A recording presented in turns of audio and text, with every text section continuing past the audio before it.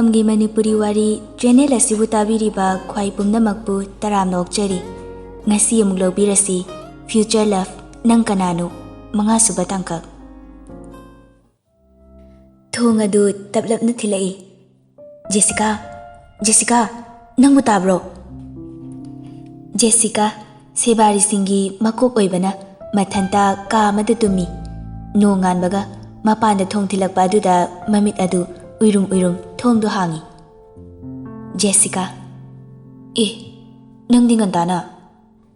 Nupi aduna pau maleri.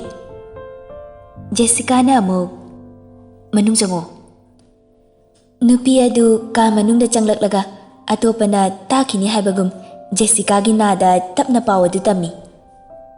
Jessica mamit uiramba adu singkre. Kaidano haibadi khangaudrabra. Nupi aduna madudi karimta khangaudre khudakta sinba mali. Jessica na amuk phare nangsi yokro. Kaidano haibadudi khangnabaisu somda thirakige. Nangnasu pau lerabadi adum piro. Nupi aduna amuk phani. Asum tawna nupi adu magi leifam tana lakle. Somda dolai ani adu nomagi matungda numit yungba matung mamagida yauruduna konung manungda changai. Ningthau kulana harauna oi. Imak lakle dana. Thanin makok nona khoirami. Mama yamung halna lapna mama Ningthaubu khoiram jahawi. Kulanok laduna. Chahi gi loirakpagi mamagida chahi khudingi pangthokpa khumai asibu imak nupa amadi imausingbu yohaningbani.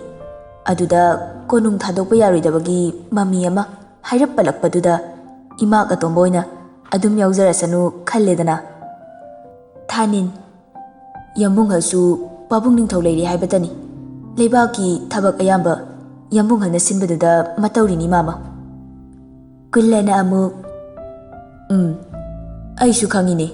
Phare awat apa leirabasu nanai singde hekta hayuko. Mahak asibu thainagi inaubana satkum lai. Mama Ningthau chumi ai inauba. Kullana amuk aina sakta mali haidunini. Nakhoi ani talakro. Atopa lan misingdi kadai. Inauba. Thaningi sebariga lanmi amaga aiga khoi mari lakpani. Aduga dolai panaba aniga. Kullana phare pothajaro. Inauba thanin mako khazik no laduna. Phagani Ningthau. Asum tawdana thanin na chatpa khudimak naknaba lanmi langamba amadi sebari likla aina duna chatli. No nganbaga kumai na chingbasu pangthoklami. Lamdagi lakpa jagoi sabi singsu jagoi khutek tammi. Acha athak awat apa leiti. Ahanba kumhai numitki numidang adu thanin kada liklana awat apa hangduna lei. Inaubadi tumba changkrabani. Langambadi thongjinda mathak tawri. Likla. Rajkumar, tawgadaba thabaksu loirabanina ai amuk thokchakragi. Thanin. Ngaiko. Kari takpigadaba. Makoigi sebariga tuminagadabra. Ahoy, adumna takpirami. Lapna leijaroi. Darkar leibada hekta haibiro. Thanin tapna. Punna leirabadi cheksina leiyu. Hoy Rajkumar. Likla kadagi thoklaklaga thongdu ningthina thingzilamlaga masu pothaba changkhre. Lan ngambasu mathau ngahek tawramlaga pothanaba changkhre. Thanin phamung thakti hiplaga mitna mathakti yengladuna lei. Leitadraba khara fauri. Mathabakta makhuna tapna paisiladuna sor tapna hondoi. Asum tawna kumhaigi aroiba numit mangani suba numitni. Anga mathaugi macha kayasu thaninda sa tawdaba nati. Kiba yaba keraga irang tawbasu yauri. Thanin madu punamak hanna yengludi. Makhoi singdugi lakta leimasu amani. Thaninga amuktang wari sarabadi khanna thaningi nakta manai nupi amaga changlai. Thanindi karino kanna inaubaga chari. Manakta Liklasu amadi Langambasi lay. Layma. Rajkumar Thanin, ay angambagi machanupi amakak yawzabi Layma. Thanin ngakna. Layma. Hoi. Thaninna. Phambiyu. Jagoi se adum yengba nungai. Layma. Jagoi khuthek tamlibi nupi singduda hairap yengi. Thanindi mangonda khajifog yengdana jagoi adubu yengli. Layma. Thanina wa makha taraktabaduda masu upai leita. Thamoida sauna jagoi adubu yengli. Thanin. Liklana. Takpisi Rajkumar. Ising yaudraba mali. Khara. Likla. Fagani Rajkumar. Likla ising loba chatkre. Laymadi Thaninda hairap yengladuna lay. Nakanda famliba inaubadi nokningbana loirabani. Sakta chuda khaknati Rajkumar oibaduna nupisingna ahenba irang tawbani. Ngayhaki matung Likla ising puraduna lai. Layma masada phomliba adu phongdokningbana makudadu wangna thangalakpada ising puraklibi Liklada yaisile. Ising dusu phamlibi Laymada loina haizele. Likla pakhatna. Nanay bungakpiyu. Ay soikre. Layma sauna mafi kanduna. Karigi soiba. Heminay nipi. Thabak tawbada khara cheksulune. Si kari sare. Fi se loina chole. Jagoi su lepkre. Mayamdu ikoi ni yengne. Inauba Thaninsu fuk hawalaktuna lepi. Likladi kurukuda kulladuna lay. Mitki pidu kana udrabasu tarakpadi lepte. Layma. Nangbu aina dandi soidana pigani. Minay ni pisidi kari thoksayana yengdana tawba yadabra ha. Likla. Aibu ngakpiyu. Aina soibani. Cheksalawdabagini. Aibu ngakpiyu.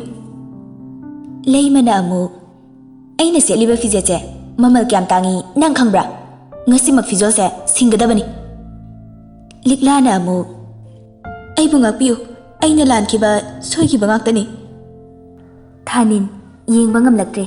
Kurukuda kulladuna kaplibi Liklabu lengjungda pairaga chingkhatli. Thaninna. Nangi fise yam tangbasi aina singani. Aigi sebari amada ai yauna. Adugumba wangang sangak sizinabagi nangsu dandi soidana fangani. Asi hairamlaga Liklabu jingboy kaiboi tawduna mafam adudagi thokre. Langambasu matunginaki. Layma ngakpasu fauri. Wasu ngangning ikaibasu faw tawduna lehawi. Kadaidagino khangdi. Inauba Laymagi nakong mayada tapna. Kana horingai thangamana leluradi kapthorokpa taba. Chongjaba taba. Asi hairamlaga masu Thaningi matung tanaduna chatkre. Layma masadu prok chakna lehawi. Somda moigi leifam kaadu yauraduna Liklagi khutta pairibadu fathadoklaga. Thanin. Kaigino kapche pisadana kaplibadubo. Nangse aigi sebari. Ai maki mangda moina ngangba matiklaba. Matiklaba. Likla hikiklauna. Rajkumar. Ai bugangpiyu. Aina maram oiraga kumai su loifog yenglaktre. Moigi kumaido yam yengningba manbro ise. Likla wa maka khumdana ikik tawduna lay. Tanjaduda inauba changlai. Likla kemta khanganuda. Thaninna amu. Ai yauna. Aigi sebarida adumna ngangbagi matik nate. Nangsu hayeng makai khangjilo. Mingonda adumna khoiramlaga kapkadaba nate. Hek kaplaba. Thanin makha taraktana sauna famduna laikre. Inauba nokningbasu fauri. Anido amuk yengduna lay. Likla hikiklauba khonjeldu fazilaga. Rajkumar chak ising purakpa matamda lakjarage. Thanin nanghoroi matagom. Ai chak chaningde. Inauba. Karino. Likladi sida sum lefalage airo. Thaninna amuk tapna. Nate. Sida sum famlaga layo haibani. Mi yam fate. Cheksalo. Age adugumna laithokano. Inauba nokladuna. Likla. Noigi chaki kanba Rajkumar na harise injauko Likla karisu khumdana lei. Thanin inaubada hairap yengi. Thanin gi mit yeng adu inauba su khangbagam. Likla asida famo.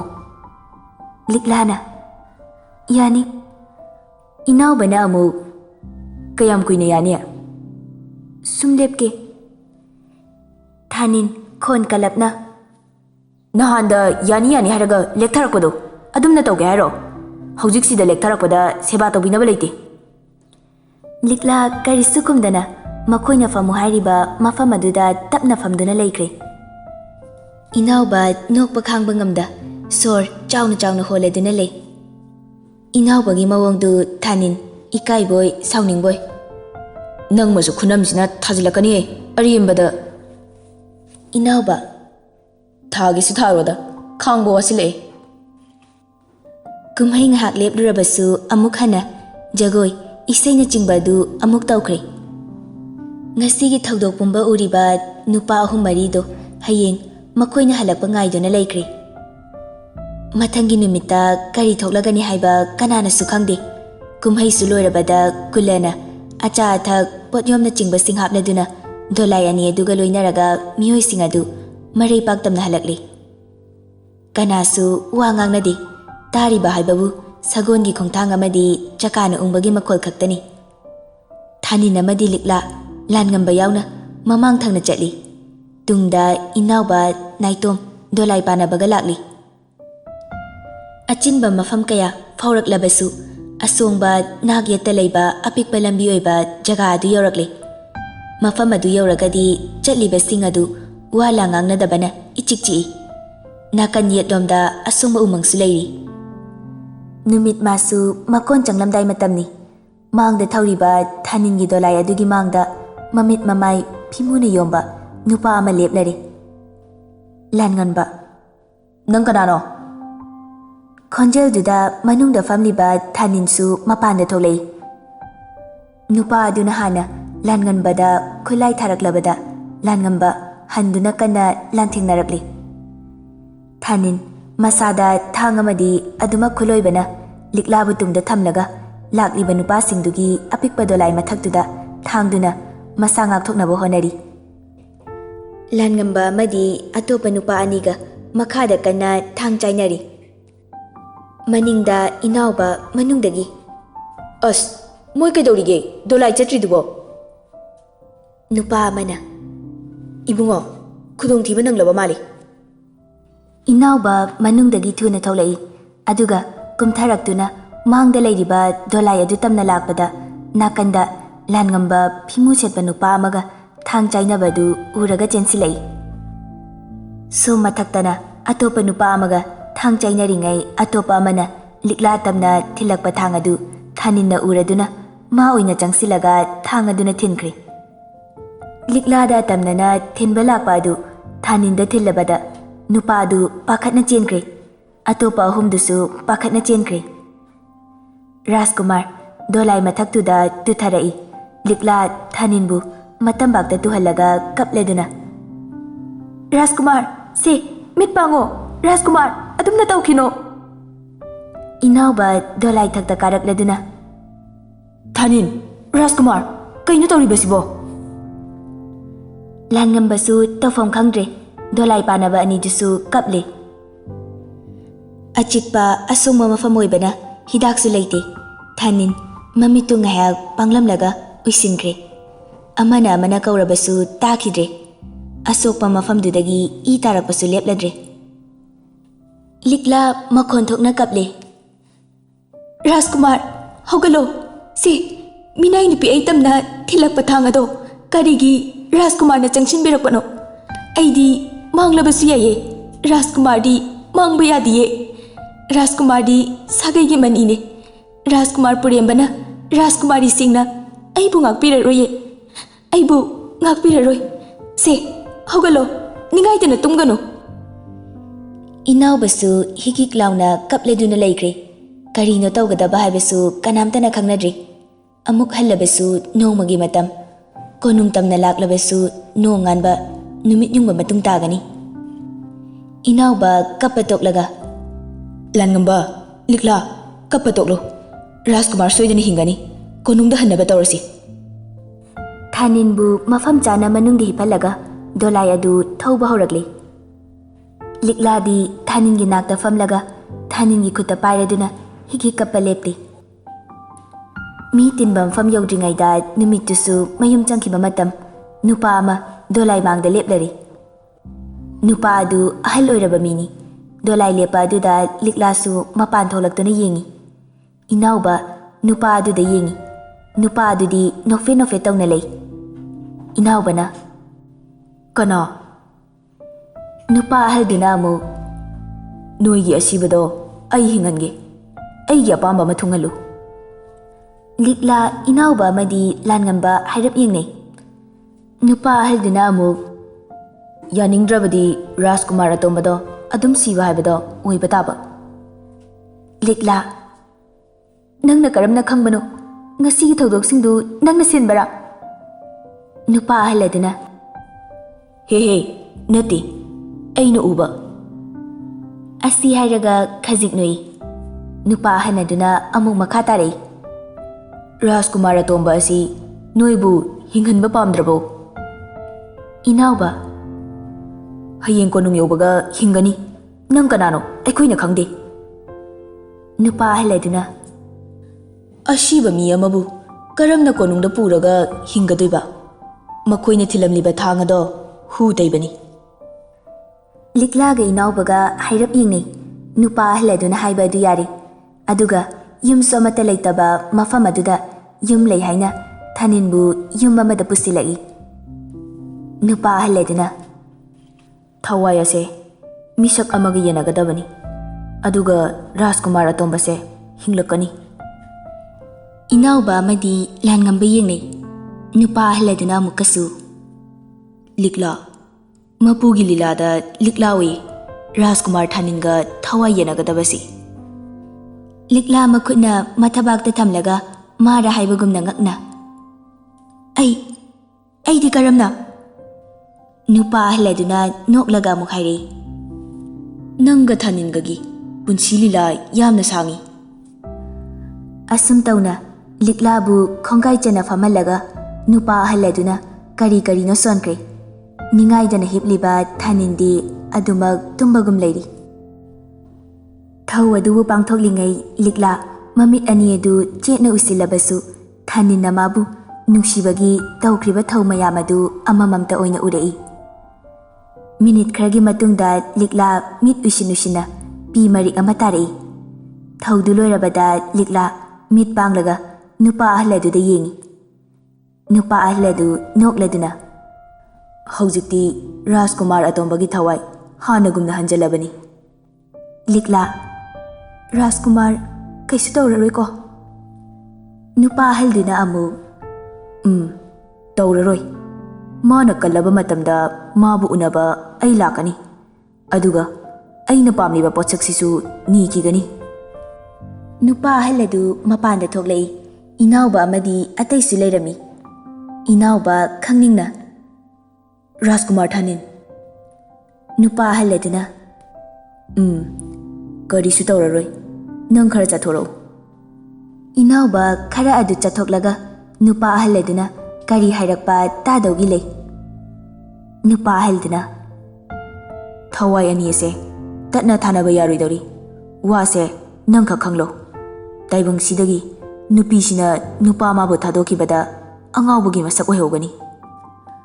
ꯋꯥꯍꯩ ꯈꯔ ꯍꯥꯏꯔꯝꯂꯒ ꯅꯨꯄꯥ ꯑꯍꯜ ꯑꯗꯨ ꯑꯃꯨꯛ ꯆꯠꯈ꯭ꯔꯦ꯫ ꯑꯍꯤꯡ ꯑꯗꯨ ꯌꯨꯝꯗꯨꯗ ꯂꯩꯔꯒ ꯃꯊꯪꯒꯤ ꯑꯌꯨꯛꯇ ꯗꯣꯂꯥꯏꯗ ꯑꯃꯨꯛ ꯀꯣꯅꯨꯡ ꯇꯝꯅ ꯂꯥꯛꯂꯤ꯫ ꯊꯥꯅꯤꯟꯗꯤ ꯃꯃꯤꯠ ꯈꯖꯤꯛꯐꯥꯎ ꯄꯥꯡꯗꯅ ꯑꯁꯨꯝ ꯂꯩꯔꯤ꯫ ꯂꯤꯛꯂꯥ ꯊꯥꯅꯤꯟꯒꯤ ꯅꯥꯛꯇ ꯑꯁꯨꯃꯛ ꯐꯝꯂꯤ꯫ "ꯁꯣꯝꯗ ꯖꯦꯁꯤꯀꯥ, ꯅꯪꯉꯣꯟꯗ ꯑꯩꯅ ꯄꯤꯔꯤꯕ ꯁꯦꯜꯗꯣ ꯀꯔꯤꯒꯤꯗꯃꯛꯇꯅꯣ ꯍꯥ?" ꯑꯔꯩ ꯑꯔꯩꯕ ꯄꯣꯠ ꯃꯈꯩ ꯂꯪꯊꯣꯔꯛꯄ ꯍꯧꯔꯛꯏ꯫ ꯃꯤꯠꯇ ꯄꯤ ꯇꯥꯅꯁꯨ ꯀꯞꯂꯤ꯫ ꯅꯨꯄꯥ ꯑꯗꯨꯅ "ꯑꯩꯕꯨ ꯉꯥꯛꯄꯤꯌꯨ." ꯖꯦꯁꯤꯀꯥ "ꯀꯔꯤꯒꯤ ꯉꯥꯛꯄꯤꯕ? ꯊꯕꯛ ꯈꯨꯗꯤꯡ ꯂꯣꯏꯅ ꯁꯣꯏꯔꯕꯗ ꯀꯔꯤꯒꯤ ꯉꯥꯛꯄꯤꯕ? ꯅꯪꯕꯨꯁꯨ ꯑꯩꯅ ꯍꯥꯠꯀꯅꯤ." ꯅꯨꯄꯥ ꯑꯗꯨꯅ ꯖꯦꯁꯤꯀꯥꯒꯤ ꯈꯣꯡꯗ ꯀꯣꯜꯂꯗꯨꯅ "ꯑꯩꯕꯨ ꯑꯃꯨꯛꯇ ꯉꯥꯛꯄꯤꯌꯨ." ꯖꯦꯁꯤꯀꯥ ꯅꯨꯄꯥ ꯑꯗꯨꯕꯨ ꯀꯥꯎꯊꯣꯛꯂꯒ ꯃꯐꯝ ꯑꯗꯨꯗꯒꯤ ꯁꯥꯎꯅ ꯀꯣꯅꯨꯡ ꯇꯝꯅ ꯆꯠꯈ꯭ꯔꯦ꯫ Numidang wairam faubada halakpagi matam yaurafau halakmandabaduda konunggi Rajkumari sing adu mi painari. Numit hek changkibaga konung manungda dolai ani adu thausilakpada mayamdu Rajkumar halakle haina irang langi. Rajkumargi laifam yaurabada inauba amadi langambana thaninbu thangduna kada pusinkibada ngakni yengni. Pawadu puremba amadi atay sutare pakhatna manawgi nakta lai. Likla thaningi seba tawduna leiri. Inaubana wari pumbali rabada puremba mathasana. Aina lanmi loina khwaibadu mana yadini. Mana phadokpasigum mi khuding phana khalini. Kana lei ma masanau doko. Inauba mana likriba wari duda liklada thilakpada thanina ngakpa amadi ahal nupaduna thaningi thawaibu liklana hapa adugi amta yaramdi. Langamba amadi dolai panabadasu wamenkre kanadasu haidokanu haikre. Lammadugi ana ayek yengliba ahiba sanaubu kauraduna gyan laktriba thaninbu yenghali karisu tauri chainadunani hairaga hankre. Konung manungsu irang langi Rajkumar atomba do mina khulai tharakle haiduna paritonsu ahal matam goiragle pangpada pakhali. Jessica pumna maktari bani maduni hena khoidau sawatkhre likla bo hatnabo honarubada thanindoi na palari amuksu ngakli hu tairaba thangaduna thilaga thanin karamna hinglakpano amuksu nungaiba pokli thaninna karisu tawdre haibagi damakta thaninna gyan taraktana numit nini humni leiba adu likladi mathau kaidana asumak tawi ningaidana hipliba thaningi nakta leiraduna karisu kumlaktrabasu wari sari phadi achotpa amana thaningi khutsa adu asum tapna taithui. Likla Rajkumar hanagumna chak chage iruzage haidaba kuire hogalo Rajkumar minai nupi aigi ithau leitre Rajkumar na asumna tumina hiptuna leikibase ai yamna wai. Likla makhonde nikna kappa fajinaba honai. Inauba thaningi nakta changakpani liklana kapna wa nganglamba aduda changdana lei. Liklana mukasu Rajkumar hogalo nanai nupibu pap langsinbirano aibu hanbirano asi hairaga mamai upsinduna kapi. Inauba khaudem lai likla kaplamba adu tumina laikre khazaida tariba pisingdu teithoklaga khara adu chathoktuna lei. Likla inaubana lana laudanaba haiduna Rajkumar se makhutse ising asabana chamthoklambani. Inauba hairap noklaga Rajkumar se karisu tawroi soidana hogalakani karisu nungsa thiganuda. Inaubana amukasu makha tarei nangbu thabaga topa lehaudrabo tawjaruro aiga ngayak amuk leirage. Liklana phagani mako khajik no lamlaga ka adudagi thokre. Numidang athingba matamni Jessica fazaliba nupa adugi mangda leplaga makutta hu tairaba thangama pairaga lei. Nupa aduna aibu ngakpiyu aisu tawge yauna tawkiba nate aibu mukta ngakpiyu. Jessica nangi matam loirabani. Thang adu atopa nupa amada piraklaga nupa aduda thilale mikup kharagi matungda nupa adu sire. Jessica na amu awangi ising mabuk thaliba turel asida thadakro. Nupa ahum aduna siraba nupa adubu turel manungda thadakre. Nakanda Jessica lepladuna yengdi sebari amasu tawriba thawadu hori. Madi kina tasinduna Jessica hoina ukidanaba laikre. Somda Manju paudu tabada kanana karigidamak Rajkumar da khutarakpano. Leina nang khangbro si amta hayo kanana karigidamakta Rajkumar da khutarakpano. Leina mazai bima amukta taptabiko haujikti Rajkumar su karisu tawdre haisidi. Manjuna amu ai leitadre leina pabungda hairaga hayeng nong hek anbaga Rajkumar gi nakta chatsi. Leina ꯍꯣꯏ ꯃꯖꯥꯏꯕꯤꯃ ꯑꯗꯣ ꯆꯥꯛ ꯆꯥꯅꯕ ꯇꯧꯔꯁꯤꯔꯥ ꯂꯩꯅꯥ ꯑꯩ ꯆꯥꯛ ꯑꯝꯇ ꯆꯥꯅꯤꯡꯕ ꯄꯣꯛꯇꯦꯗ ꯈꯤꯇꯪ ꯆꯥꯅꯕ ꯇꯧꯁꯤ ꯃꯆꯥꯏꯕꯤꯃ ꯑꯩ ꯀꯩꯝꯇ ꯆꯥꯅꯤꯡꯗ꯭ꯔꯦ ꯅꯪ ꯆꯥꯅꯕ ꯇꯧꯔꯨꯔꯣ ꯃꯖꯥꯏꯕꯤꯃꯁꯨ ꯈꯤꯇꯪ ꯆꯥꯁꯤ ꯑꯩ ꯄꯨꯖꯔꯛꯂꯒꯦ ꯑꯩꯅ ꯆꯥꯅꯤꯡꯗ꯭ꯔꯦ ꯍꯥꯏꯔꯒ ꯂꯩꯅꯥ ꯃꯈꯥ ꯇꯥꯗ꯭ꯔꯤ ꯃꯥꯁꯨ ꯊꯣꯛꯈ꯭ꯔꯒ ꯆꯥꯔꯨꯔꯦ ꯃꯟꯖꯨꯗꯤ ꯑꯍꯤꯡ ꯑꯗꯣ ꯇꯨꯝꯊꯕ ꯌꯥꯗꯅ ꯂꯩꯔꯤ ꯃꯊꯪꯒꯤ ꯅꯨꯃꯤꯠ ꯑꯣꯏꯔꯕꯗ ꯔꯥꯖꯀꯨꯃꯥꯔ ꯊꯥꯅꯤꯟꯒꯤ ꯅꯥꯛꯇ ꯂꯥꯛꯏ ꯂꯤꯛꯂꯥ ꯔꯥꯖꯀꯨꯃꯥꯔꯒꯤ ꯁꯦꯕꯥ ꯇꯧꯔꯝꯕꯅꯤ ꯃꯟꯖꯨ ꯂꯥꯛꯄ ꯑꯗꯨꯗ ꯃꯀꯣꯛ ꯈꯖꯤꯛ ꯅꯣꯜꯂꯗꯨꯅ ꯆꯪꯕꯤꯔꯛꯑꯣ ꯔꯥꯖꯀꯨꯃꯥꯔꯗꯤ ꯒ꯭ꯌꯥꯟ ꯂꯥꯛꯇ꯭ꯔꯤ ꯃꯟꯖꯨ ꯂꯤꯛꯂꯥ ꯎꯕꯗ ꯈꯤꯇꯪ ꯁꯥꯎꯅꯤꯡꯕ ꯑꯗꯨꯝ ꯐꯥꯎꯏ ꯃꯃꯤꯠꯇꯨ ꯈꯖꯤꯛ ꯄꯩꯅꯤ ꯌꯦꯡꯂꯗꯨꯅ ꯑꯩꯁꯨ ꯈꯪꯉꯤ ꯅꯤꯡꯉꯥꯏꯗꯅ ꯍꯤꯞꯂꯤꯕ ꯊꯥꯅꯤꯟꯒꯤ ꯅꯥꯛꯇ ꯐꯝꯂꯗꯨꯅ ꯃꯟꯖꯨ ꯔꯥꯖꯀꯨꯃꯥꯔ ꯍꯧꯒꯠꯂꯣ ꯀꯩꯒꯤꯅꯣ ꯁꯨꯝ ꯇꯨꯝꯂꯤꯁꯤꯕꯣ ꯑꯩ ꯂꯥꯛꯏꯌꯦ ꯃꯟꯖꯨ ꯋꯥ ꯉꯥꯡꯅ ꯉꯥꯡꯅ ꯃꯃꯤꯠ ꯏꯔꯥ ꯆꯦꯜꯂꯛꯏ ꯅꯥꯀꯟꯗ ꯂꯦꯞꯂꯤꯕꯤ ꯂꯤꯛꯂꯥ ꯎꯔꯦ ꯑꯗꯨꯕꯨ ꯎꯗꯕ ꯁꯥꯗꯨꯅ ꯂꯩ ꯃꯟꯖꯨ ꯋꯥꯈꯜ ꯇꯥꯗꯅ ꯂꯩꯔꯤꯕ ꯊꯥꯅꯤꯟꯗ ꯃꯥꯒꯤ ꯊꯣꯛꯄ ꯋꯥꯔꯤ ꯁꯥꯕ ꯌꯥꯕ ꯁꯥꯔꯝꯂꯒ ꯑꯃꯨꯛ ꯆꯠꯈ꯭ꯔꯦ ꯅꯨꯃꯤꯠ ꯅꯤꯅꯤ ꯍꯨꯝꯅꯤꯗꯤ ꯍꯧꯈ꯭ꯔꯦ ꯊꯥꯅꯤꯟ ꯍꯥꯟꯅꯒꯨꯝꯅ ꯋꯥꯈꯜ ꯇꯥꯔꯛꯂꯦ ꯃꯁꯥꯗꯨ ꯏꯁꯣꯟ ꯁꯣꯜꯂꯤ ꯀꯣꯅꯨꯡ ꯃꯅꯨꯡꯁꯨ ꯔꯥꯖꯀꯨꯃꯥꯔꯅ ꯒ꯭ꯌꯥꯟ ꯇꯥꯔꯛꯄꯗ ꯍꯔꯥꯎꯅꯩ ꯃꯟꯖꯨꯁꯨ ꯍꯔꯥꯎꯏ ꯖꯦꯁꯤꯀꯥꯁꯨ ꯑꯗꯨ ꯃꯉꯥꯏ ꯊꯥꯅꯤꯟꯅ ꯀꯔꯤꯁꯨ ꯇꯧꯗ꯭ꯔꯕꯗ ꯍꯔꯥꯎꯕ ꯄꯣꯛꯂꯤ ꯔꯥꯖꯀꯨꯃꯥꯔ ꯄꯨꯔꯦꯝꯕ ꯑꯃꯗꯤ ꯁꯅꯥꯍꯜ ꯋꯥꯔꯤ ꯁꯥꯔꯤ ꯄꯨꯔꯦꯝꯕ ꯑꯩꯈꯣꯏ ꯊꯥꯅꯤꯟꯗ ꯈꯨꯠ ꯊꯥꯔꯛꯂꯤꯕ ꯃꯤꯁꯦ ꯀꯅꯥꯅꯣ ꯍꯥꯏꯕꯗꯨ ꯀꯨꯞꯅ ꯌꯦꯡꯁꯤꯟꯕ ꯑꯃꯗꯤ ꯆꯪꯂꯤꯅꯦ ꯁꯅꯥꯍꯜꯅ ꯑꯆꯨꯝꯕꯅꯤ ꯌꯥꯝꯕꯨꯡ ꯄꯥꯕꯨꯡꯁꯨ ꯃꯁꯥ ꯏꯁꯣꯟ ꯁꯣꯜꯂꯤ ꯑꯩꯈꯣꯏ ꯁꯅꯥꯒꯤ ꯊꯧꯗꯣꯛꯁꯤꯗ ꯋꯥꯈꯜ ꯄꯤꯛꯁꯤꯟꯗꯨꯅ ꯃꯁꯥꯁꯤ ꯍꯦꯟꯅ ꯁꯣꯛꯂꯕꯅꯤ ꯀꯅꯥꯅ ꯀꯔꯤꯒꯤꯗꯃꯛꯇꯅꯣ ꯍꯥꯏꯕ ꯊꯤꯗꯣꯛꯄꯗꯤ ꯆꯨꯝꯒꯅꯤ ꯄꯨꯔꯦꯝꯕ ꯂꯨꯔꯤꯕꯗꯤ ꯀꯣꯅꯨꯡꯒꯤ ꯃꯤꯁꯦ ꯑꯃꯠꯇ ꯊꯥꯖꯕ ꯌꯥꯗꯕꯒꯨꯝꯅ ꯇꯧꯔꯤ ꯀꯅꯥꯅ ꯈꯪꯒꯅꯤ ꯀꯣꯅꯨꯡꯒꯤ ꯃꯤꯅ ꯑꯣꯏꯔꯝꯕꯁꯨ ꯁꯅꯥꯍꯜꯅ ꯑꯃꯨꯛ ꯑꯆꯨꯝꯕꯅꯤ ꯌꯥꯝꯕꯨꯡ ꯀꯣꯅꯨꯡꯒꯤ ꯃꯤꯈꯛꯅ ꯊꯥꯅꯤꯟꯅ ꯊꯪꯅꯕ ꯂꯝꯗ ꯃꯥꯃꯒꯤꯗ ꯀꯨꯝꯍꯩ ꯌꯥꯎꯕ ꯆꯠꯂꯤ ꯍꯥꯏꯕꯁꯦ ꯈꯪꯕꯅꯤ ꯂꯩꯄꯥꯛ ꯋꯥꯋꯥ ꯂꯥꯎꯕꯁꯨ ꯅꯠꯇꯦ ꯀꯨꯞꯅ ꯌꯦꯡꯂꯨꯔꯕꯗꯤ ꯀꯣꯅꯨꯡꯒꯤ ꯃꯤ ꯅꯠꯇꯅ ꯀꯅꯥꯁꯨ ꯂꯩꯇꯦ ꯄꯨꯔꯦꯝꯕ ꯍꯣꯏꯅꯦ ꯑꯣꯏꯔꯁꯅꯨ ꯀꯣꯅꯨꯡꯒꯤ ꯃꯤ ꯑꯗꯨꯕꯨ ꯂꯩꯄꯥꯛꯀꯤ ꯊꯕꯛ ꯊꯧꯔꯝ ꯀꯔꯤꯁꯨ ꯌꯥꯎꯗ꯭ꯔꯤꯕ ꯃꯉꯣꯟꯗ ꯑꯇꯝꯅꯅ ꯍꯥꯠꯀꯅꯤ ꯈꯜꯂꯤꯕ ꯃꯤꯁꯤꯕꯨ ꯀꯅꯥꯅꯣꯅꯦ ꯁꯅꯥꯍꯜꯅ ꯑꯃꯨꯛ ꯍꯧꯖꯤꯛꯇꯤ ꯊꯥꯅꯤꯟꯁꯨ ꯃꯁా ꯁꯣꯜꯂꯤ ꯈꯔ ꯑꯗꯨ ꯀꯜꯂꯒ ꯀꯣꯅꯨꯡꯗ ꯀꯅꯥ ꯌꯦꯛꯅꯩ ꯍꯪꯕ ꯇꯥꯕꯅꯤ ꯌꯥꯝꯕꯨꯡ ꯄꯨꯔꯦꯝꯕ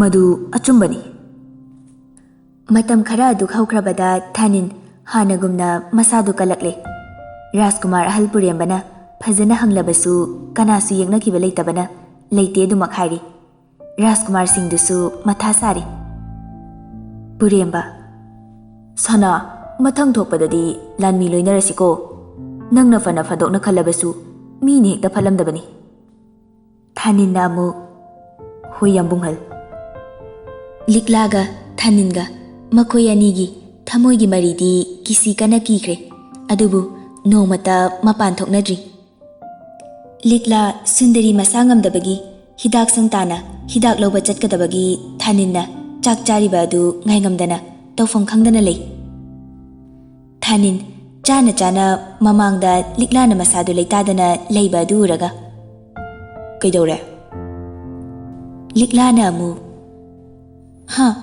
ꯔꯥꯖꯀꯨꯃꯥꯔ ꯑꯩꯉꯣꯟꯗꯔꯣ ꯀꯅꯥ ꯀꯅꯥ ꯂꯩꯒꯦ ꯀꯥꯁꯤꯕꯣ ꯂꯤꯛꯂꯥ ꯀꯅꯥꯁꯨ ꯂꯩꯇꯦ ꯈꯪꯂꯕꯁꯨ ꯊꯥꯅꯤꯟꯒꯤ ꯋꯥꯍꯪꯗꯨꯗ ꯉꯛꯅ ꯀꯥ ꯑꯗꯨ ꯃꯀꯣꯛꯇꯨ ꯂꯩꯗꯨꯅ ꯌꯦꯡꯉꯤ ꯀꯩ ꯇꯥꯛꯄꯤꯒꯗꯕ ꯔꯥꯖꯀꯨꯃꯥꯔ ꯅꯁꯥ ꯑꯗꯣ ꯂꯩꯇꯥꯗ꯭ꯔꯤꯗꯣ ꯀꯔꯤ ꯇꯧꯗꯧꯕ ꯂꯩꯒꯦ ꯍꯪꯕꯅꯤ ꯑꯣ ꯏꯆꯦ ꯁꯨꯟꯗꯔꯤꯗꯣ ꯃꯁꯥ ꯉꯝꯍꯧꯗꯕ ꯍꯤꯗꯥꯛ ꯁꯪꯗꯒꯤ ꯍꯤꯗꯥꯛ ꯂꯧꯕ ꯆꯠꯀꯗꯕ ꯔꯥꯖꯀꯨꯃꯥꯔ ꯆꯥꯛ ꯇꯣꯛꯄ ꯉꯥꯏꯕ ꯊꯥꯅꯤꯟ ꯏꯌꯥꯡ ꯌꯥꯡꯅ ꯑꯗꯨ ꯀꯩꯗꯧꯔꯒꯦ ꯂꯤꯛꯂꯥ ꯂꯂꯛ ꯇꯧꯅ ꯅꯍꯥꯟꯃꯨꯛ ꯂꯩꯇꯨꯝꯅ ꯂꯥꯏꯕꯛꯇ ꯄꯥꯟꯕꯗꯣ ꯀꯤꯅ ꯇꯧꯖꯕꯅꯤ ꯊꯥꯅꯤꯟ ꯍꯨꯛꯀꯦ ꯇꯧꯕ ꯆꯥꯛ ꯑꯗꯨ ꯍꯨꯛꯇꯅ ꯇꯨꯃꯤꯟꯅ ꯂꯩ ꯊꯥꯅꯤꯟꯅ ꯑꯃꯨꯛ ꯑꯩ ꯆꯥꯔꯝꯒꯦ ꯀꯣꯟꯅ ꯂꯣꯏꯁꯤꯜꯂꯣ ꯂꯤꯛꯂꯥ ꯍꯣꯏ ꯔꯥꯖꯀꯨꯃꯥꯔ ꯍꯔꯥꯎꯅ ꯀꯥꯗꯒꯤ ꯊꯣꯛꯈꯤꯕꯒ ꯊꯥꯅꯤꯟꯁꯨ ꯃꯈꯨꯠ ꯄ꯭ꯔꯞ ꯍꯥꯝꯂꯒ ꯂꯣꯟꯅ ꯂꯤꯛꯂꯥꯒꯤ ꯃꯇꯨꯡ ꯏꯟꯅꯔꯛꯈ꯭ꯔꯦ ꯑꯃꯝꯕ ꯑꯆꯤꯛꯄ ꯂꯝꯕꯤꯗꯨꯗ ꯅꯥꯀꯟ ꯌꯦꯠꯂꯣꯝ ꯌꯦꯡꯗꯅ ꯀꯤꯅ ꯍꯤꯗꯥꯛ ꯁꯪꯇꯥꯅ ꯂꯥꯛꯂꯗꯨꯅ ꯍꯤꯗꯥꯛ ꯂꯧꯔꯨꯔꯒ ꯍꯜꯂꯛꯏ ꯀꯤꯅ ꯆꯠꯂꯕꯁꯨ ꯊꯥꯅꯤꯟꯅ ꯂꯣꯟꯅ ꯃꯅꯤꯡꯗ ꯆꯠꯂꯤ ꯍꯥꯏꯕꯗꯤ ꯂꯤꯛꯂꯥꯅ ꯈꯪꯂꯝꯗꯦ ꯍꯤꯗꯥꯛ ꯑꯗꯨ ꯂꯧꯔꯨꯔꯒ ꯆꯥꯛꯁꯪꯗ ꯆꯪꯉꯛꯄꯗ ꯀꯣꯟꯁꯤꯡ ꯑꯗꯨ ꯋꯥꯡꯅ ꯃꯊꯛꯇ ꯂꯣꯏꯅ ꯂꯣꯏꯁꯤꯜꯂꯒ ꯊꯅꯝꯕꯅ ꯐꯪꯕꯣꯏ ꯐꯪꯗꯕꯣꯏ ꯑꯃꯨꯛ ꯂꯥꯝꯃꯤ ꯑꯊꯣꯠꯄ ꯃꯈꯨꯠ ꯃꯆꯥ ꯑꯗꯨ ꯃꯌꯥ ꯀꯥꯊꯣꯛꯂꯒ ꯂꯩꯔꯝꯕ ꯎꯕꯥꯛ ꯑꯗꯨꯅ ꯌꯥꯠꯈ꯭ꯔꯦ ꯂꯤꯛꯂꯥ ꯏꯃꯥ ꯃꯈꯨꯠꯇꯨ ꯐꯨ ꯀꯥꯝꯗꯨꯅ ꯂꯩ ꯅꯥꯀꯟꯗ ꯂꯣꯠꯂꯗꯨꯅ ꯁꯪꯂꯤꯕ ꯊꯥꯅꯤꯟ ꯂꯤꯛꯂꯥꯒꯤ ꯅꯥꯛꯇ ꯐꯠ ꯆꯪꯂꯛꯏ ꯂꯤꯛꯂꯥ ꯈꯪꯅ ꯔꯥꯖꯀꯨꯃꯥꯔ ꯊꯥꯅꯤꯟ ꯂꯤꯛꯂꯥꯒꯤ ꯏ ꯈꯖꯤꯛ ꯊꯣꯛꯂꯤꯕ ꯈꯨꯠꯇꯨ ꯂꯧꯔꯒ ꯃꯆꯤꯟꯗ ꯎꯝꯁꯤꯟꯈ꯭ꯔꯦ ꯂꯤꯛꯂꯥꯅ ꯄꯥꯈꯠꯅ ꯔꯥꯖꯀꯨꯃꯥꯔ ꯀꯥꯏꯗ ꯆꯠꯄꯤꯔꯨꯕꯅꯣ ꯑꯩ ꯀꯥꯗ ꯆꯪꯖꯔꯛꯑꯒꯦ ꯀꯣꯜ ꯂꯤꯛꯁꯤꯡꯗꯣ ꯂꯣꯏꯁꯤꯜꯂꯒꯦ ꯔꯥꯖꯀꯨꯃꯥꯔ ꯎꯝꯂꯤꯕ ꯈꯨꯠꯇꯨ ꯂꯧꯊꯣꯛꯂꯒ ꯀꯥꯏꯗ ꯌꯥꯠꯂꯨꯏꯅꯣ ꯂꯤꯛꯂꯥꯅ ꯑꯃꯨꯛ ꯁꯤꯗ ꯀꯣꯟ ꯂꯧꯊꯒꯦ ꯇꯧꯕ ꯂꯣꯏꯁꯤꯟ ꯂꯩꯔꯝꯃꯤ ꯔꯥꯖꯀꯨꯃꯥꯔꯅ ꯄꯨꯡ ꯊꯦꯡꯉꯦ ꯑꯗꯨꯅꯅꯤ ꯅꯨꯄꯥ ꯑꯣꯏꯕꯅ ꯂꯤꯛꯂꯥꯅ ꯋꯥꯅ ꯂꯥꯝꯈꯤꯕ ꯑꯗꯣ ꯃꯉꯛ ꯈꯖꯤꯛ ꯊꯥꯡꯒꯠꯂꯒ ꯊꯥꯅꯤꯟ ꯀꯣꯟ ꯑꯃ ꯂꯧꯊꯔꯒ ꯄꯤꯔꯛꯏ ꯍꯤꯗꯥꯛꯇꯣ ꯄꯤꯊꯛꯂꯝꯂꯒ ꯑꯩꯒꯤ ꯀꯥꯗ ꯆꯪꯉꯛꯈꯣ ꯐꯒꯅꯤ ꯑꯁꯤ ꯍꯥꯏꯔꯝꯂꯒ ꯊꯥꯅꯤꯟ ꯆꯠꯈ꯭ꯔꯦ ꯂꯤꯛꯂꯥ ꯏꯁꯤꯡ ꯑꯁꯥꯕꯗꯨ ꯍꯤꯗꯥꯛꯇꯨ ꯊꯤꯠꯂꯒ ꯄꯨꯔꯛꯂꯦ ꯊꯃꯣꯏꯗꯣ ꯉꯁꯤꯗꯤ ꯍꯔꯥꯎꯕꯒꯨꯝ ꯐꯥꯎꯔꯤ ꯍꯔꯥꯎꯕꯒꯤ ꯃꯔꯨꯝꯗ ꯏꯀꯥꯏꯕꯁꯨ ꯐꯥꯎꯔꯤ ꯂꯤꯛꯂꯥ ꯏꯆꯦ ꯍꯤꯗꯥꯛꯁꯦ ꯈꯔ ꯊꯛꯁꯦ ꯁꯨꯟꯗꯔꯤ ꯐꯝꯂꯗꯨꯅ ꯍꯤꯗꯥꯛ ꯑꯗꯨꯕꯨ ꯊꯛꯂꯤ ꯁꯣꯝꯗ ꯔꯥꯖꯀꯨꯃꯥꯔ ꯃꯥꯅ ꯆꯥꯔꯝꯕ ꯂꯨꯈꯥꯛ ꯑꯗꯨ ꯃꯤꯔꯛ ꯅꯥꯔꯛ ꯍꯥꯏꯔꯞ ꯌꯦꯡꯂꯒ ꯐꯠ ꯂꯣꯏꯁꯤꯜꯂꯗꯨꯅ ꯅꯥꯀꯟꯗ ꯀꯣꯜꯂꯤꯛꯇꯨ ꯊꯝꯃꯤ ꯉꯥꯏꯍꯥꯛꯀꯤ ꯃꯇꯨꯡ ꯂꯤꯛꯂꯥꯁꯨ ꯂꯥꯛꯂꯦ ꯂꯤꯛꯂꯥ ꯀꯣꯟꯗꯨꯗ ꯉꯛꯅ ꯌꯦꯡꯂꯗꯨꯅ ꯔꯥꯖꯀꯨꯃꯥꯔ ꯀꯣꯟꯁꯦ ꯊꯥꯅꯤꯟ ꯁꯥꯎꯖꯟꯅꯔꯒ ꯐꯠ ꯂꯥꯛꯄ ꯌꯥꯗ꯭ꯔꯣ ꯀꯔꯤ ꯇꯧꯔꯤꯅꯣ ꯂꯤꯛꯂꯥ ꯍꯔꯥꯎꯔꯝꯕ ꯃꯥꯏꯊꯣꯡ ꯑꯗꯨ ꯑꯃꯨꯕ ꯂꯩꯆꯤꯟꯅ ꯈꯨꯝꯖꯤꯟꯈ꯭ꯔꯦ ꯅꯥꯀꯟꯗ ꯂꯩꯔꯤꯕ ꯀꯣꯟꯁꯤꯡ ꯑꯗꯨ ꯄꯥꯏꯔꯗꯨꯅ ꯂꯤꯛꯂꯥꯅ ꯁꯤ ꯑꯝꯇ ꯊꯝꯖꯔꯨꯈꯤꯒꯦ ꯂꯤꯛꯂꯥ ꯀꯣꯟꯁꯤꯡ ꯑꯗꯨ ꯊꯝꯂꯝꯂꯒ ꯊꯥꯅꯤꯟꯒꯤ ꯅꯥꯛꯇ ꯑꯃꯨꯛ ꯂꯥꯛꯂꯦ ꯔꯥꯖꯀꯨꯃꯥꯔ ꯀꯩꯗꯧꯖꯔꯛꯎꯒꯦ ꯊꯥꯅꯤꯟ ꯃꯇꯠ ꯑꯣꯏꯕ ꯋꯥꯍꯩꯅ ꯀꯣꯛꯁꯤ ꯆꯤꯛꯀꯦ ꯇꯧꯏ ꯉꯥꯏꯍꯥꯛꯇ ꯅꯝꯒꯦꯔꯥ ꯂꯤꯛꯂꯥꯅ ꯑꯃꯨꯛ ꯍꯤꯗꯥꯛ ꯂꯧꯖꯔꯨꯆꯣꯔꯥ ꯍꯤꯗꯥꯛ ꯌꯥꯔꯅꯤ ꯅꯝꯅꯤꯡꯗ꯭ꯔꯗꯤ ꯇꯣꯛꯑꯣ ꯌꯥꯔꯦ ꯊꯣꯛꯈ꯭ꯔꯣ ꯊꯥꯅꯤꯟ ꯃꯃꯤꯠ ꯎꯏꯁꯟꯗꯨꯅ ꯇꯨꯝꯁꯤꯟꯅꯗꯨꯅ ꯂꯩ ꯂꯤꯛꯂꯥ ꯊꯥꯅꯤꯟꯒꯤ ꯅꯥꯛꯇ ꯇꯞꯅ ꯆꯪꯗꯨꯅ ꯂꯦꯞꯅ ꯊꯥꯅꯤꯟꯒꯤ ꯂꯥꯏꯕꯛꯇ ꯇꯞꯅ ꯅꯝꯃꯤ ꯊꯥꯅꯤꯟ ꯃꯃꯤꯠ ꯅꯥꯝꯃꯈꯛ ꯄꯥꯡꯂꯗꯨꯅ ꯂꯤꯛꯂꯥꯅ ꯃꯃꯥꯏ ꯂꯩꯊꯣꯛꯂꯒ ꯂꯦꯞꯂꯒ ꯂꯩꯔꯝꯕꯗꯨꯗ ꯑꯃꯨꯛ ꯃꯃꯤꯠ ꯎꯏꯁꯜꯂꯗꯨꯅ ꯐꯝꯃꯒ ꯏꯔꯦꯟꯖꯅ ꯄꯥꯏꯌꯨ ꯀꯣꯛꯁꯤ ꯀꯟꯅ ꯆꯤꯛꯂꯛꯂꯗꯤ ꯀꯨꯏꯗꯣꯏꯅꯤ ꯁꯨꯝ ꯂꯦꯞꯄꯤꯗꯣ ꯉꯝꯃꯣꯏꯌꯦ ꯂꯤꯛꯂꯥ ꯇꯞꯅ ꯐꯃꯨꯡ ꯃꯆꯤ ꯑꯗꯨꯗ ꯐꯝꯂꯒ ꯃꯃꯥꯏ ꯑꯗꯨ ꯑꯃꯠꯇ ꯂꯩꯁꯤꯜꯂꯛꯇꯅ ꯃꯥꯒꯤ ꯇꯧꯐꯝ ꯊꯣꯛꯄ ꯊꯥꯅꯤꯟꯒꯤ ꯂꯥꯏꯕꯛꯇ ꯄꯥꯏꯗꯨꯅ ꯂꯩ ꯊꯥꯅꯤꯟ ꯃꯃꯤꯠ ꯅꯥꯝꯃꯈꯛ ꯄꯥꯡꯊꯣꯔꯛꯄꯗ ꯃꯉꯣꯟꯗ ꯌꯦꯡꯂꯝꯗꯕꯒꯤ ꯑꯅꯤꯃꯛ ꯄꯥꯡꯂꯗꯨꯅ ꯅꯣꯛꯐꯦ ꯇꯧꯅ ꯌꯦꯡꯂꯗꯨꯅ ꯂꯩꯈ꯭ꯔꯦ ꯃꯤꯀꯨꯞ ꯈꯔꯒꯤ ꯃꯇꯨꯡ ꯂꯤꯛꯂꯥ ꯇꯟꯇꯅ ꯃꯃꯥꯏ ꯂꯩꯁꯤꯜꯂꯛꯄꯗ ꯊꯥꯅꯤꯟ ꯃꯃꯤꯠ ꯎꯏꯁꯤꯟꯕ ꯅꯪꯍꯧꯗ꯭ꯔꯦ ꯂꯤꯛꯂꯥ ꯁꯥꯎꯅꯤꯡꯉꯤꯔ ꯀꯔꯤꯅꯣ ꯈꯪꯗ ꯐꯨꯛ ꯍꯧꯒꯠꯂꯤ ꯔꯥꯖꯀꯨꯃꯥꯔ ꯇꯨꯝꯕꯤꯔꯣ ꯃꯇꯝꯁꯨ ꯊꯦꯡꯂꯦ ꯑꯩꯁꯨ ꯇꯨꯝꯖꯔꯨꯔꯒꯦ ꯊꯥꯅꯤꯟ ꯃꯃꯥꯏꯗꯨ ꯅꯣꯛꯂꯗꯨꯅ ꯇꯨꯝꯂꯨꯔꯣ ꯂꯤꯛꯂꯥ ꯑꯁꯥꯎ ꯃꯩꯗꯥꯗ ꯃꯥꯒꯤ ꯀꯥ ꯇꯝꯅ ꯍꯜꯂꯛꯏ ꯁꯨꯟꯗꯔꯤ ꯍꯜꯂꯛꯂꯕ꯭ꯔꯥ ꯔꯥꯖꯀꯨꯃꯥꯔꯗꯤ ꯇꯨꯝꯍꯧꯔꯕ꯭ꯔꯥ ꯂꯤꯛꯂꯥ ꯍꯣꯏ ꯏꯆꯦ ꯇꯨꯝꯍꯧꯔꯦ ꯁꯨꯟꯗꯔꯤꯁꯨ ꯇꯨꯃꯤꯟꯅ ꯂꯩꯈ꯭ꯔꯦ ꯂꯤꯛꯂꯥꯁꯨ ꯇꯨꯃꯤꯟꯅ ꯍꯤꯞꯄꯤ ꯑꯁꯥꯎ ꯃꯩꯗꯥꯗ ꯂꯥꯛꯂꯕꯁꯨ ꯊꯥꯅꯤꯟꯒꯤ ꯉꯁꯤꯒꯤ ꯊꯧꯗꯣꯛꯁꯤꯡ ꯑꯃꯗꯤ ꯍꯧꯈꯤꯕ ꯊꯧꯗꯣꯛ ꯈꯔ ꯅꯤꯡꯁꯤꯡꯂꯒ ꯃꯥꯏꯊꯣꯡꯗ ꯃꯣꯃꯣꯟ ꯅꯣꯛꯂꯛꯏ ꯉꯁꯤ ꯅꯣꯛꯂꯤꯕ ꯃꯤꯅꯣꯛ ꯑꯁꯤꯅ ꯀꯌꯥꯝ ꯀꯨꯏꯅ ꯆꯠꯇꯧꯔꯤꯕ